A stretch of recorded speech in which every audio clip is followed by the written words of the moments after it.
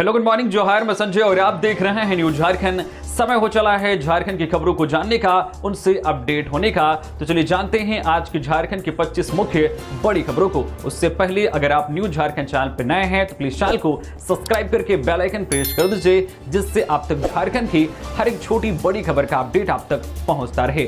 तो चलिए शुरुआत करते हैं आज की पहली और महत्वपूर्ण बड़ी खबर से। झारखंड में शिक्षक बहाली का बड़ा रोड मैप। अगले साल 40,000 पदों पर होगी नियुक्ति। झारखंड सरकार राज्य की स्कूली शिक्षा व्यवस्था को नई गति देने की तैयारी में है। इसी कड़ी में अगले वर्ष 40,000 शिक्षकों की बहाली की योजना बनाई गई है। यह नियुक्तियां प्राथमिक और मध्य विद्यालयों में पहली से 5वीं तथा 6ठी से 8वीं कक्षा के लिए सहायक आचार्यों के पदों पर होंगी। दरअसल सरकार ने पहले सहायक आचार्य के 26,001 पदों पर भर्ती के लिए विज्ञापन जारी किया था, लेकिन इस प्रक्रिया में केवल 11,000 शिक्षकों की नियुक्ति हो सकी। बड़ी संख्या में अभ्यर्थियों के अभाव और अन्य कारणों से करीब 15,000 पद खाली रह गए। अब इन रिक्त पदों के साथ साथ 23,999 नए पदों पर भी बहाली की तैयारी है। इस तरह कुल मिलाकर 40,000 पदों के लिए एक साथ भर्ती प्रक्रिया शुरू की जाएगी। सरकार मिडिल स्कूलों की स्थिति सुधारने पर भी खास ध्यान दे रही है। जहां अब तक सहायक अध्यापक नेतृत्व कर रहे थे, वहां सहायक आचार्यों की पदस्थापना की जा रही है। साथ ही राज्य में 100 नए सीएम स्कूल ऑफ एक्सीलेंस खोलने की योजना पर काम किया जा रहा है। आने वाले वर्ष में इन स्कूलों को आधुनिक संसाधनों से लैस किया जाएगा और यहां सीबीएसई पैटर्न के अनुरूप गुणवत्तापूर्ण शिक्षा देने का लक्ष्य रखा गया है।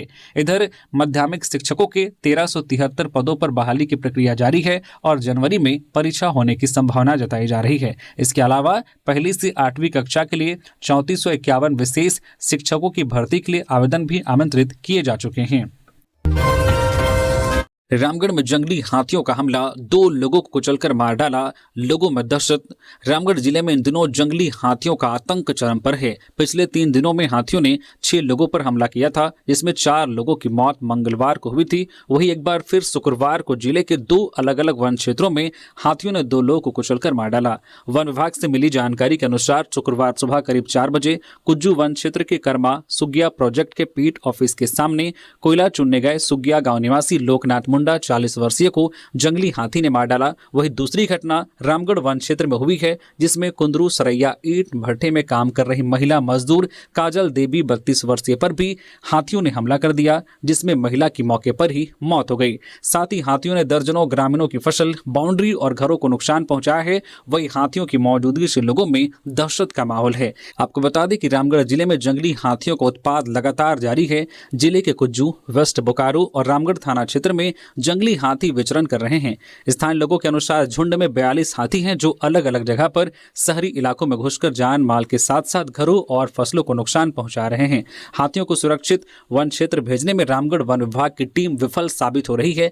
पिछले मंगलवार को ही एक ही दिन में हाथियों ने शाम से लेकर रात तक 4 लोगों को कुचलकर मार डाला था, जिसमें 2 पुरुष और 2 महिलाएं शामिल थी। वर्तमान में सिरका क्षेत्र में 7 हाथी, सुगिया क्षेत्र में 4, तोपा क्षेत्र में 4, उखरबेड़ा क्षेत्र में 11, छतरमांडू क्षेत्र में 3 हाथी, गोबरदहा क्षेत्र में 1 हाथी फिलहाल मौजूद है। पहली बार इन क्षेत्रों में हाथियों के आगमन से लोगों में दहशत है। हालांकि वन विभाग की टीम लोगों से हाथियों के करीब नहीं जाने की अपील की है।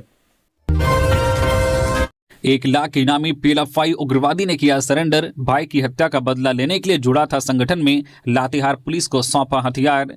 प्रतिबंधित उग्रवादी संगठन पीएलएफआई के सक्रिय सदस्य आलोक यादव उर्फ चंद्रशेखर कुमार यादव ने शुक्रवार को सरेंडर कर दिया। झारखंड सरकार की आत्मसमर्पण एवं पुनर्वास नीति से प्रभावित होकर उसने यह कदम उठाया। आलोक पर 1 लाख रुपए का इनाम घोषित था। उसने SP Kumar Gaurav, CRPF 11 battalion के कमांडेंट यादराम सिंह बुनकर और एसएसबी 32 बटालियन के कमांडेंट राजेश सिंह के समक्ष आत्मसमर्पण किया। आलोक यादव ने बताया कि भाई की हत्या का बदला लेने के लिए वर्ष 2007 में पीएलएफआई संगठन में शामिल हुआ था। इस दौरान उसने भाई की हत्या का बदला 4 लोगों की हत्या कर ली। उसने बताया कि संगठन में रहते हुए कोलेरी क्षेत्र के तेतरिया खंड व बालूमात में भी मर्डर किया है। इधर आत्मसमर्पण के दौरान आलोक यादव ने 1 देशी कट्टा, 4 जिंदा गोली और उग्रवादी संगठन से संबंधित वर्दी पुलिस को सौंपा है। सरेंडर के बाद पुलिस और सीआरपीएफ अधिकारियों ने उग्रवादी आलोक यादव का गुलदस्ता और माला पहनाकर स्वागत किया।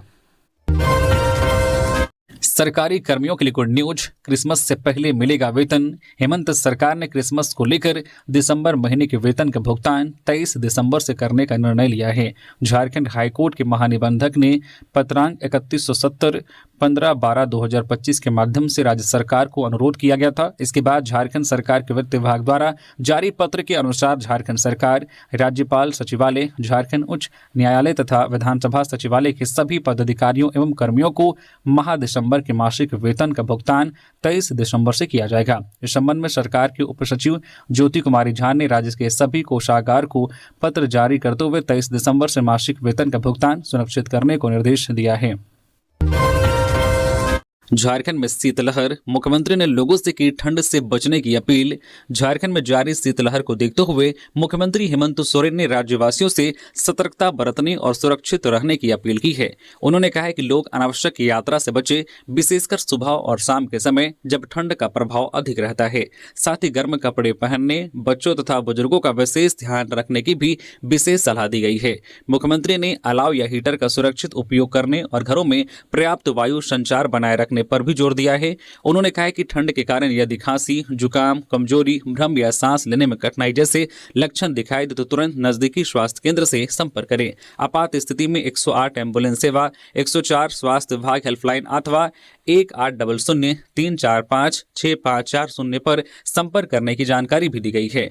मुख्यमंत्री ने कहा है कि राज्य सरकार नागरिकों की सुरक्षा को सर्वोच्च प्राथमिकता देते हुए सभी आवश्यक कदम उठा रही है। पलामू में अंगीठी के धुएं से नानी नतनी की मौत, कमरे में आग जलाकर सोने से हुई घटना, एक महिला गंभीर। पलामू जिले के हुसैनाबाद थाना क्षेत्र के फुलडीहा गांव में अंगीठी यानी कि बोरसी के धुएं से दम घुटने के कारण नानी और नतनी की मौत हो गई। इस घटना में एक महिला गंभीर रूप से घायल हो गई, जिसे बेहतर इलाज के लिए रेफर किया गया है। मृतकों की पहचान 70 वर्षीय सुनहरा उर्फ मुरैना देवी और उनकी 15 वर्षीय नतनी माया कुमारी के रूप में हुई है। माया की मां किरण देवी 40 वर्षीय की हालत गंभीर बनी हुई है। बताया गया है कि सुनहरा उर्फ मुरैना देवी अपनी बेटी किरण देवी के घर फुलडीहा आई हुई थी। अत्यधिक ठंड के कारण तीनों रात में घर के एक कमरे में अंगीठी जलाकर सो गए थे। कमरा बंद होने के कारण उसमें धुआं भर गया, जिससे तीनों बेहोश हो गए। परिजनों और ग्रामीणों ने तीनों को कमरे से निकालकर तत्काल अनुमंडलीय अस्पताल हुसैनाबाद पहुंचाया। अस्पताल में डॉक्टर PN सिंह ने सुनहरा उर्फ मुरैना देवी और माया कुमारी को मृत घोषित कर दिया। किरण देवी की गंभीर स्थिति को देखते हुए प्राथमिक उपचार के बाद उन्हें मेदिनीनगर रेफर कर दिया गया है। प्रथम दृष्टिया यह मामला अंगीठी के धुएं से दम घुटने का ही प्रतीत होता है। घटना के बाद गांव में सन्नाटा पसरा हुआ है।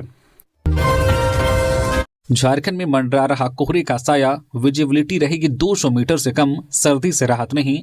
झारखंड में कोहरे का साया मंडरा रहा है। मौसम विभाग के अनुसार अगले 3 दिन, आज 20 दिसंबर, कल 21 दिसंबर और 22 दिसंबर को राज्य के कई जिलों में घना कोहरा छाया रहेगा। विजिबिलिटी 200 मीटर से कम रहने की संभावना जताई गई है। जिन जिलों में कोहरा छाया रहने की संभावना है उनमें पलामू, गढ़वा, चतरा, कोडरमा, लातेहार, लोहरदगा, रांची, बोकारो, गुमला, हजारीबाग, खूंटी और रामगढ़ शामिल हैं। झारखंड के 5 जिलों का तापमान 10 डिग्री सेल्सियस से नीचे चल रहा है। इन जिलों में खूंटी, रांची, डाल्टनगंज, लोहरदगा और लातेहार शामिल है। वहीं कांके का न्यूनतम तापमान 6.3 डिग्री सेल्सियस रिकॉर्ड किया गया है।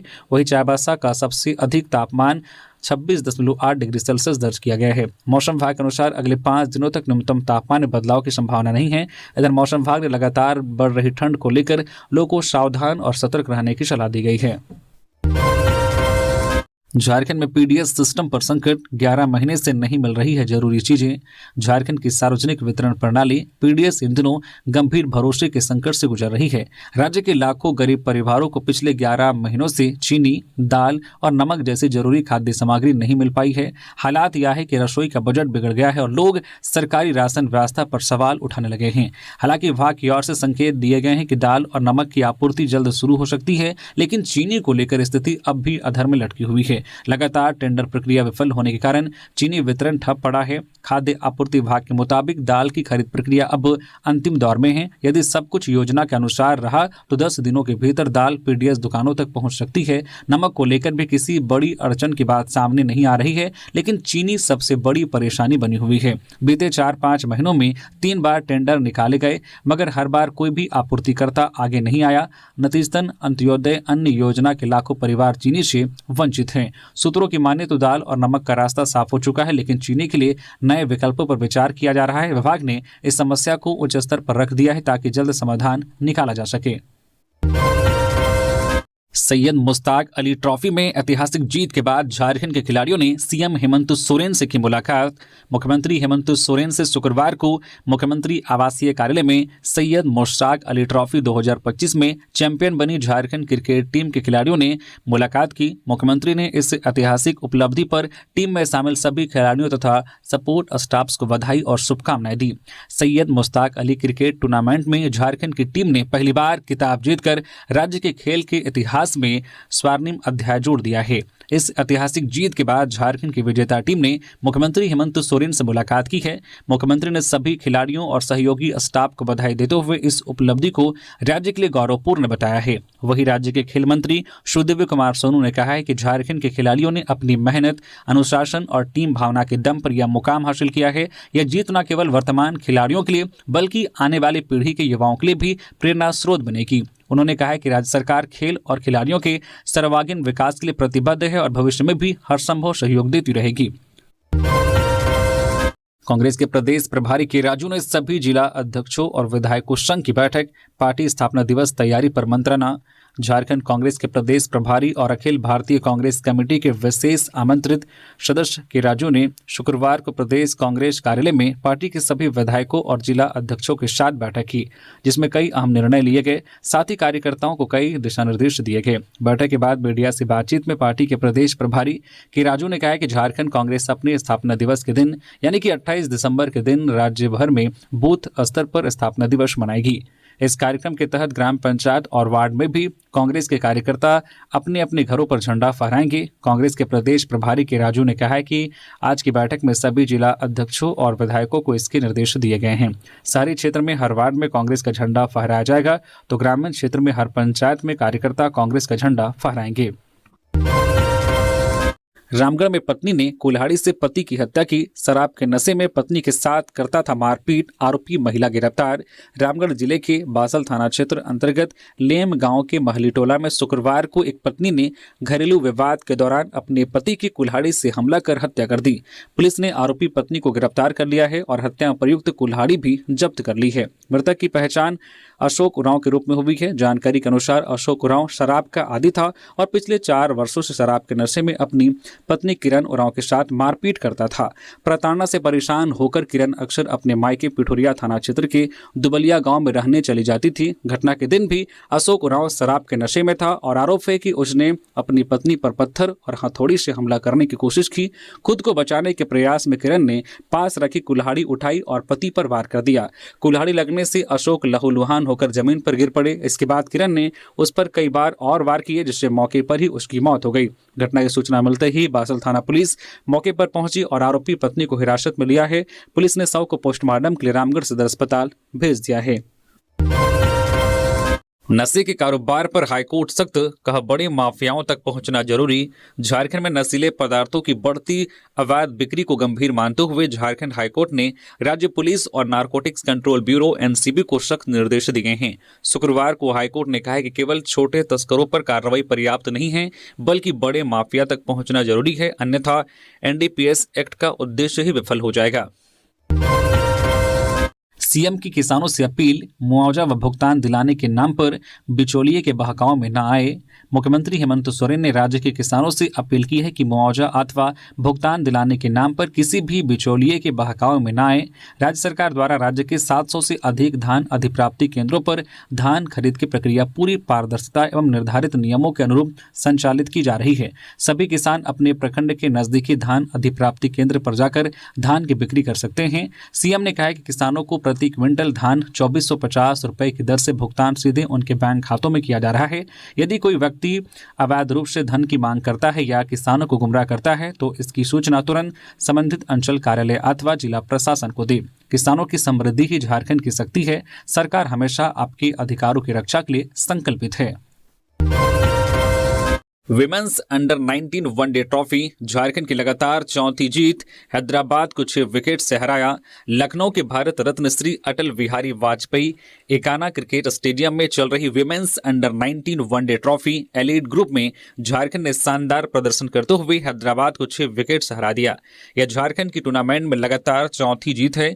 मैच में पहले बल्लेबाजी करते हुए हैदराबाद की टीम ने 42 ओवर 4 गेंद में 137 रन बनाकर ऑल आउट हो गई। टीम की ओर से जो श्रीवल्ली ने 45 रन और बी प्रतीक्षा ने 32 रन बनाए। झारखंड की गेंदबाजी काफी मजबूत रही। कुमारी पलक ने 3 विकेट लिए, जबकि नेहा कुमारी और भूमिका को 2-2 विकेट मिले। लक्ष्य का पीछा करने उतरी झारखंड की टीम ने 26 ओवर 5 गेंद में ही 4 विकेट खोकर 140 रन बनाते हुए मैच जीत लिया।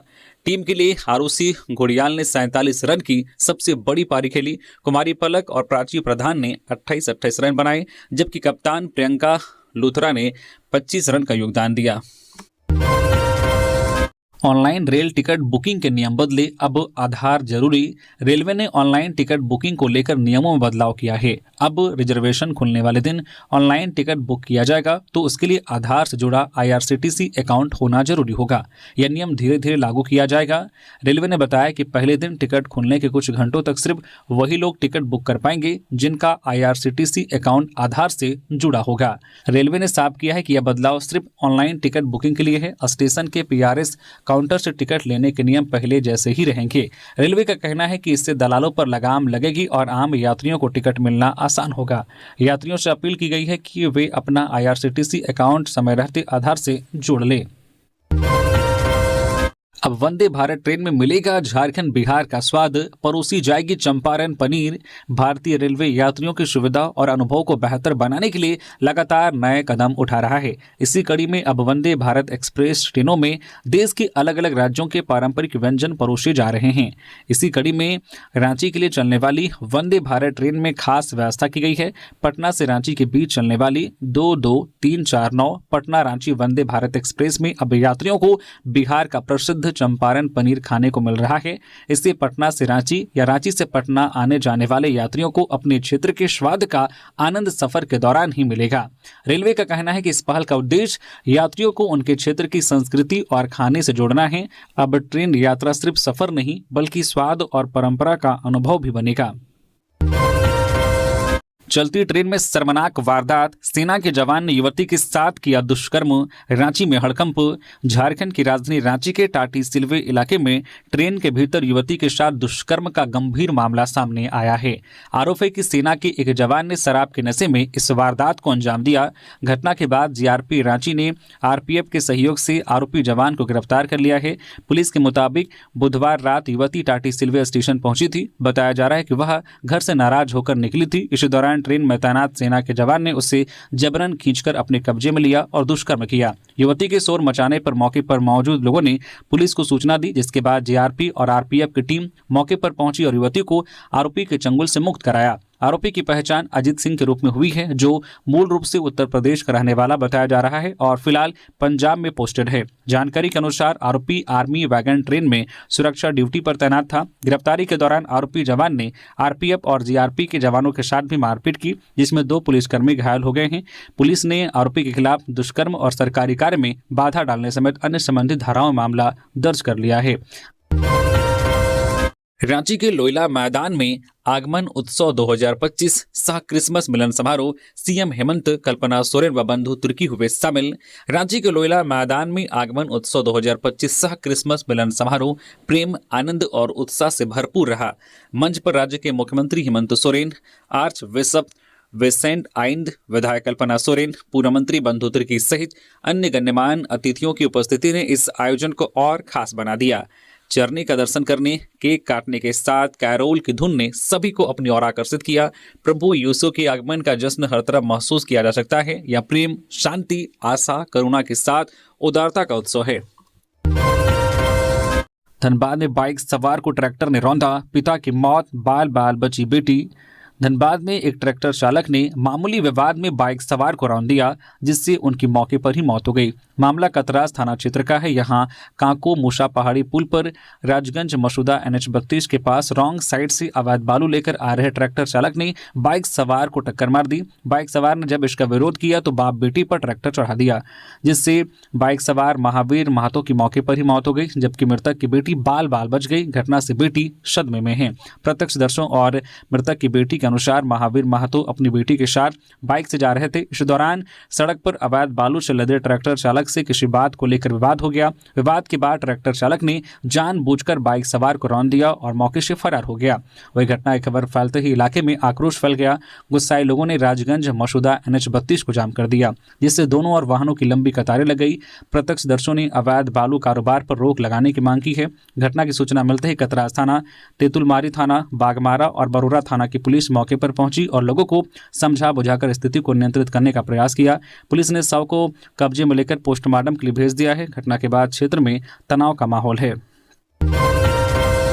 रेलवे साइडिंग में हाईटेंशन तार से हाईवा में लगी आग, ड्राइवर ने गाड़ी से कूदकर बचाई जान, लाखों का वाहन जलकर हुआ खाक। चतरा जिले के टंडवा थाना क्षेत्र स्थित शिवपुर रेलवे साइडिंग में कोयला लोडिंग के दौरान एक हाईवा रेलवे के हाईटेंशन विद्युत तार की चपेट में आ गया। इस हादसे में हाईवा में आग लग गई और वह पूरी तरह से जलकर खाक हो गया। हालांकि ड्राइवर की सूझबूझ से उसकी जान बच गई। जानकारी के अनुसार यह घटना तब हुई जब कोयला परिवहन में लगा एक हाईवा विद्युत प्रवाहित तार के संपर्क में आ गया। संपर्क में आते ही पूरे वाहन में भीषण करंट दौड़ गया, जिससे तुरंत ही हाईवा के टायरों और इंजन में आग लग गई। गनीमत रही कि ड्राइवर ने समय रहते वाहन से कूदकर अपनी जान बचा ली, जिससे कोई बड़ा जानी नुकसान नहीं हो पाया। प्रत्यक्षदर्शियों के मुताबिक आग इतनी भयावह थी कि कुछ ही मिनटों में लाखों कीमत का वाहन जलकर खाक हो गया। चतरा में 21 एकड़ में लगी अवैध पोस्ते की खेती को पुलिस ने किया नष्ट। चतरा के कुंदा और लावालौंग और राजपुर पुलिस ने शुक्रवार को अपने अपने क्षेत्र में अभियान चलाकर 21 एकड़ में लगे पोस्ते की खेती को नष्ट किया है। कुंदा थाना क्षेत्र के खुशियाला गांव में 5 एकड़ और लावालौंग थाना अंतर्गत सोरू नावाडी गांव से सटे जंगल में करीब 14 एकड़ में पोस्ते की खेती को नष्ट किया गया। वहीं राजपुर थाना अंतर्गत बगमरी एवं बिरबिरा में 2 एकड़ में लगी अवैध पोस्ते की खेती को पुलिस ने नष्ट किया है। ये खेती वन विभाग में की जा रही थी। SP सुमित कुमार अग्रवाल ने बताया कि अवैध अफीम की खेती को शुरुआती अवस्था में ही नष्ट किया गया है। अवैध खेती में संलिप्त व्यक्तियों की पहचान की जा रही है तथा उनके विरुद्ध आवश्यक विधि सम्मत कार्रवाई की जा रही है। रामगढ़ में ट्रक ने बाइक को मारी टक्कर, एक युवक की मौत, 2 लोग गंभीर रूप से घायल, बुजुर्ग का इलाज कराकर लौट रहे थे घर। रामगढ़ थाना क्षेत्र में रामगढ़ कोर्ट के पास एक सड़क दुर्घटना में शुक्रवार को एक युवक की मौके पर ही मौत हो गई, जबकि 2 अन्य गंभीर रूप से घायल हो गए। यह हादसा तब हुआ जब रामगढ़ से बोकारो की ओर जा रहे एक 10 चक्का ट्रक ने पीछे से एक मोटरसाइकिल को टक्कर मार दी। मृतक की पहचान मूरबंदा निवासी 19 वर्षीय फलदेव महतो के रूप में हुई है, जो मोटरसाइकिल चला रहा था। घायलों में 60 वर्षीय सुखदेव महतो और 24 वर्षीय राहुल महतो के रूप में हुई है। तीनों एक ही मोटरसाइकिल पर सवार होकर रामगढ़ में बुजुर्ग सुखदेव महतो का इलाज कराकर घर लौट रहे थे। हादसे में फलदेव महतो के सिर पर ट्रक का चक्का चढ़ जाने से उनकी मौके पर ही मौत हो गई। सुखदेव महतो को हाथ और पैर में गंभीर चोट आई है, जिन्हें बेहतर इलाज के लिए रिम्स रेफर किया गया है। राहुल महतो को पैर में हल्की चोट आई है। गुमला में चलती ऑटो से गिरकर मुंशी की मौत, आंजन धाम के पास वे घटना मजदूरों को काम के लिए ऑटो से ले जा रहा था। गुमला जिले के सदर थाना क्षेत्र अंतर्गत कांसी टोली के समीप एक लगभग 25 वर्षीय व्यक्ति चलती ऑटो से गिरकर गंभीर रूप से घायल हो गया। उसे तत्काल 108 एम्बुलेंस से सदर अस्पताल गुमला में भर्ती कराया गया, जहां इलाज के दौरान चिकित्सकों ने उसे मृत घोषित कर दिया। मृतक की पहचान आंजन निवासी इंदर सिंह के रूप में हुई है। वह आंजन धाम में वन विभाग द्वारा कराए जा रहे बाउंड्री वॉल के निर्माण कार्य में मुंशी का काम देखता था। यह घटना शुक्रवार सुबह करीब 10 बजे हुई। इंदर सिंह घाघरा से एक ऑटो बुक करके कुछ मजदूरों को काम के लिए आंजन धाम ले जा रहा था। आंजन के पास ऑटो रुकवाकर वह खुद भी उसमें सवार हो गया और काशी टोली के पास वह ऑटो से गिरकर घायल हो गया, जिसके बाद इलाज के दौरान उनकी मौत हो गई। स्पीकर रविंद्रनाथ महतो ने एशियन यूथ पारा गेम्स में स्वर्ण और रजत पदक पाने वाले झोंगो पाहान एवं उनके 2 प्रशिक्षकों को किया सम्मानित। झारखंड विधानसभा अध्यक्ष रविंद्रनाथ महतो ने शुक्रवार को अपने कार्यालय कक्ष में एशियन यूथ पारा गेम्स 2025 तीरंदाजी प्रतियोगिता में स्वर्ण एवं रजत पदक विजेता खूंटी जिले के झोंगो पाहान एवं उसके 2 प्रशिक्षक आशीष कुमार तथा दानिश अंसारी का उत्साहवर्धन करते हुए उन्हें मोमेंटो प्रदान किए और शॉल उड़ाकर सम्मानित किया। एशियन यूथ पारा गेम्स 2025 दुबई में आयोजित हुई थी। विधानसभा अध्यक्ष ने कहा है कि झारखंड के तीरंदाज झोंगो पाहन ने एशियन यूथ पैरा गेम्स के तीरंदाजी में स्वर्ण पदक और रजत पदक जीतकर झारखंड सहित देश का नाम रोशन किया है। ऐसी प्रतिभाएं खेल जगत के लिए अनमोल हैं। झारखंड के हर जिले में प्रतिभावान खिलाड़ी इनसे प्रेरित हुए हैं। उन्होंने इनके कोच रहे दो प्रशिक्षक आशीष कुमार तथा दानी संसारी की भी सराहना की है। आईटी इंजीनियर से साइबर ठगों ने 9,40,000 रुपए ठगे। बोकारो में शेयर ट्रेडिंग के नाम पर दिया अधिक मुनाफे का लालच। बोकारो जिले के हरला थाना क्षेत्र में शेयर ट्रेडिंग के नाम पर साइबर ठगी का एक मामला सामने आया है। सेक्टर 9 निवासी एक महिला आईटी इंजीनियर से साइबर अपराधियों ने 9 लाख रुपए ठग लिए। महिला को कम समय में अधिक मुनाफा कमाने का लालच दिया गया था। पीड़िता ने हरला थाना में लिखित शिकायत दर्ज कराई है। उन्होंने बताया कि यह ठगी 6 नवंबर से 18 नवंबर के बीच हुई। साइबर ठगों ने उन्हें व्हाट्सएप और टेलीग्राम के माध्यम से एक निवेश ग्रुप में जोड़ा था। इस ग्रुप में शेयर ट्रेडिंग से संबंधित टिप्स और मुनाफे के स्क्रीनशॉट भेजे जाते थे। शुरुआत में महिला ने छोटी रकम का निवेश किया, जिस पर उन्हें मुनाफा दिखाया गया। इससे उनका भरोसा बढ़ गया। इसके बाद ठगों ने अलग अलग बैंक खातों में पैसे ट्रांसफर करवाए और धीरे धीरे कुल 9,40,000 रुपए ठगी कर ली। ठगी का एहसास होने पर महिला ने साइबर थाना में शिकायत दर्ज कराई। पुलिस ने शिकायत के आधार पर जांच शुरू कर दी है। संबंधित बैंक खातों, मोबाइल नंबरों, व्हाट्सएप, टेलीग्राम ग्रुप और डिजिटल लेन देन की गहन पड़ताल की जा रही है। रिम्स की जमीन पर फर्जीवाड़ा, बाबूलाल मरांडी ने सीएम को पत्र लिखकर रखी ये मांग। झारखंड हाईकोर्ट के आदेश पर रिम्स की डीआईजी ग्राउंड के नाम से चर्चित जमीन से कब्जा हटाए जाने का मामला अब राजनीतिक रंग लेने लगा है। नेता प्रतिपक्ष बाबूलाल मरांडी ने बेघर हुए लोगों की आवाज बुलंद कर दी है। उन्होंने मुख्यमंत्री हेमंत सोरेन के नाम खुला पत्र जारी कर दिया है, जिसमें लिखा है कि जरूरतमंदों को अलग से जमीन मुहैया कराया जाना चाहिए। साथ ही उन अधिकारियों के खिलाफ कार्रवाई की जाए जिनकी वजह से संबंधित जमीन पर वर्षों से बड़े बड़े भवन तैयार हो गए। नेता प्रतिपक्ष बाबूलाल मरांडी ने पूछा है कि संबंधित जमीन पर अवैध कब्जा जिला प्रशासन द्वारा कैसे होने दिया गया। रिम्स की उक्त जमीन का कुछ भाग फर्जी कागज बनाकर कैसे बाजार में बेच दिया गया। बिल्डरों ने उक्त जमीन पर अपार्टमेंट बनाकर आम नागरिकों के हाथों फ्लैट कैसे बेच दिया। बाबूलाल मरांडी ने लिखा है कि कोई आम नागरिक फ्लैट या जमीन खरीदता है तो यह उनकी जिम्मेवारी नहीं होती है कि जमीन की जांच करे कि जमीन सरकारी है या निजी। आम नागरिक के पास ना इतनी समझ होती है और ना ही इतने संसाधन की हर स्तर पर कानूनी जांच पड़ताल कर सके। ये जिम्मेवारी सरकार के सिस्टम की होती है।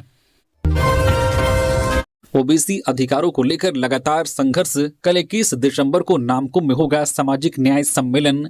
ओबीसी समुदाय के हक और अधिकारों को लेकर राष्ट्रीय ओबीसी मोर्चा लगातार संघर्षरत है। चाहे ओबीसी आरक्षण का मामला हो या समुदाय पर हो रहे शोषण और दमन के खिलाफ आवाज उठाने की बात, मोर्चा ने हर स्तर पर लोगों को सजग करने और संघर्ष को आगे बढ़ाने का काम किया है।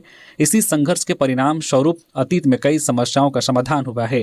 हालांकि अब भी कई अहम मुद्दे लंबित हैं। यह बातें राष्ट्रीय ओबीसी मोर्चा के प्रदेश अध्यक्ष राजेश कुमार गुप्ता ने हरमो स्थित प्रदेश कार्यालय आशीर्वाद भवन में आयोजित प्रेस वार्ता के दौरान कही। उन्होंने बताया है कि 21 दिसंबर को नामकुम रांची में मोर्चा की अनुषंगिक इकाई राष्ट्रीय ओबीसी अधिकारी कर्मचारी मोर्चा के तत्वाधान में सामाजिक न्याय और ओबीसी अधिकार सम्मेलन का आयोजन किया जाएगा। इस सम्मेलन में ओबीसी समुदाय की 12 सूत्री मांगों को सरकार के समक्ष रखा जाएगा। चतरा पुलिस की बड़ी कार्रवाई, अंतर्राज्यीय बोलेरो चोर गिरोह का पर्दाफाश, 2 शातिर अपराधी गिरफ्तार। चतरा पुलिस ने अंतर्राज्यीय बोलेरो चोर गिरोह का पर्दाफाश करते हुए 2 शातिर अपराधियों को गिरफ्तार किया है। उनके पास से चोरी की 2 बोलेरो और वाहन चोरी में इस्तेमाल होने वाले औजार बरामद किए गए हैं। यह कार्रवाई पथलगड्डा थाना क्षेत्र से चोरी हुई एक बोलेरो की गुत्थी सुलझाने के दौरान हुई।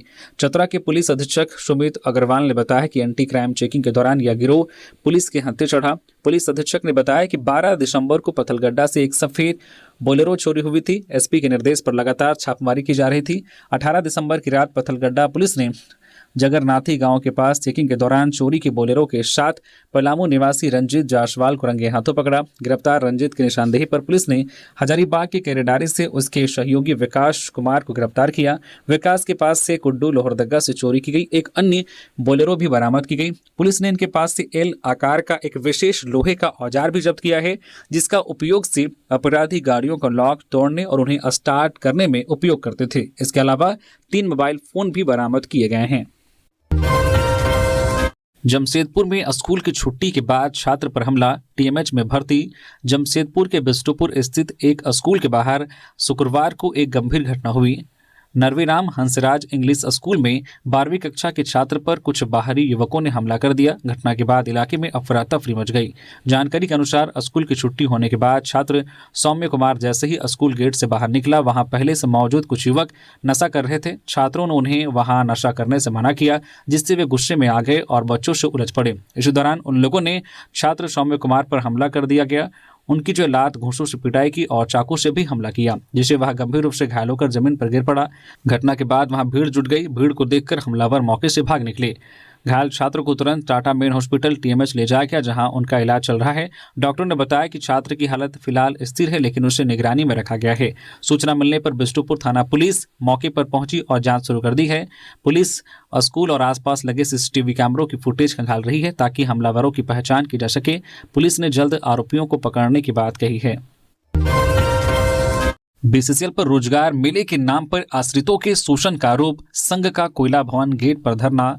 राष्ट्रीय जनता कामगार संघ ने BCCL प्रबंधन पर रोजगार मेला के नाम पर मृत श्रमिकों के आश्रितों के साथ अन्याय करने का आरोप लगाया है।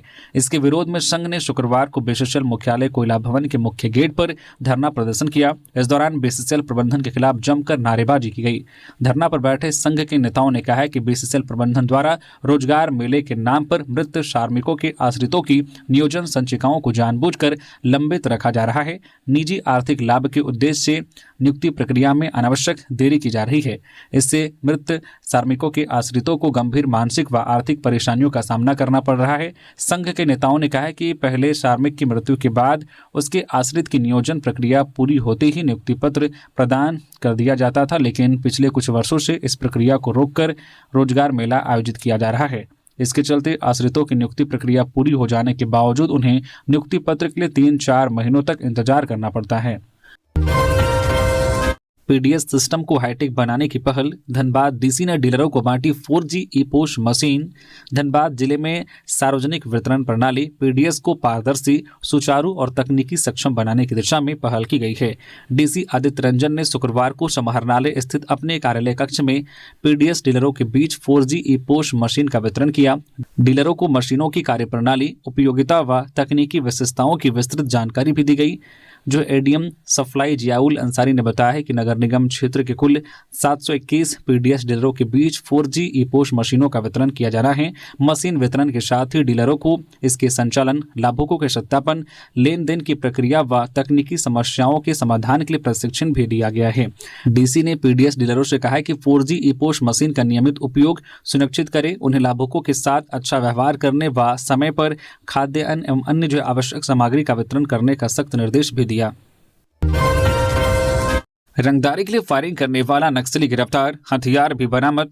रांची जिला के मैकलुअसगंज थाना क्षेत्र में सक्रिय उग्रवादी संगठन TSPC के एक नक्सली सलमान को पुलिस ने लोडेड देसी कट्टा और जिंदा गोली के साथ गिरफ्तार किया है। चतरा से सटे रांची बॉर्डर पर सलमान के द्वारा दहशत फैलाने के लिए 16 दिसंबर को फायरिंग की वारदात को अंजाम दिया गया था। रांची पुलिस के द्वारा दी गई आधिकारिक जानकारी के अनुसार यह कार्रवाई 16 दिसंबर को खलारी क्षेत्र में लेवी के लिए की गई फायरिंग की घटना के बाद चलाए जा रहे विशेष अभियान के दौरान की गई। रांची पुलिस के अनुसार 16 दिसंबर को चतरा जिला की सीमा से सटे खलारी क्षेत्र में उग्रवादियों ने कोयला कारोबारियों और ईंट भट्ठा मालिकों के बीच दहशत फैलाने तथा लेवी वसूली के उद्देश्य से फायरिंग की थी। कृषि महाविद्यालयों के लिए नहीं मिले योग्य शिक्षक। JPSC ने लगभग 2.5 साल बाद रद्द की नियुक्ति प्रक्रिया। बिरसा कृषि विश्वविद्यालय रांची के अंतर्गत संचालित कृषि महाविद्यालयों में सह प्राध्यापक सह वरीय वैज्ञानिक के बैकलॉग पदों पर नियुक्ति के लिए योग्य अभ्यर्थी नहीं मिले। इस कारण झारखंड लोक सेवा आयोग JPSC ने लगभग 2.5 वर्ष बाद इस नियुक्ति प्रक्रिया को रद्द कर दिया। ST के लिए आरक्षित 6 पदों पर नियुक्ति के लिए मई 2003 में ही विज्ञापन जारी कर आवेदन मंगाए गए थे। बिरसा कृषि महाविद्यालय के अंतर्गत जिन कृषि महाविद्यालयों में नियुक्ति होनी थी उनमें कृषि महाविद्यालय गढ़वा, तिलका मांझी कृषि महाविद्यालय गोड्डा तथा रविंद्रनाथ टैगोर कृषि महाविद्यालय देवघर सम्मिलित हैं। इन कृषि महाविद्यालयों में 6 विभागों plant breeding and genetics, plant pathology, entomology, agriculture engineering, agriculture economics तथा एग्रोनॉमी में 1-1 पदों पर नियुक्ति होनी थी। इनमें जो है एग्रोनॉमी विभाग के लिए एक अभ्यर्थी ने आवेदन किया था जो योग्य नहीं पाया गया। इधर झारखंड लोक सेवा आयोग ने सहायक लोक अभियोजक नियुक्ति प्रारंभिक परीक्षा का मॉडल उत्तर प्रकाशित कर दिया है। आयोग ने इस पर अभ्यर्थियों से 24 दिसंबर तक आपत्तियां मांगी हैं। तो ये थी आज की झारखंड की टॉप बड़ी खबरें। इसी तरह से झारखंड की हर एक छोटी बड़ी खबर देखने के लिए आप हमारे चैनल न्यूज झारखंड चैनल को सब्सक्राइब करके बेल आइकन प्रेस कर दीजिए, जिससे आप तक झारखंड की हर एक छोटी बड़ी खबर का अपडेट आप तक पहुंचता रहे। तो अभी के लिए बस इतना ही, हमें दीजिए इजाजत, फिर मिलते हैं किसी और खबरों के साथ। धन्यवाद।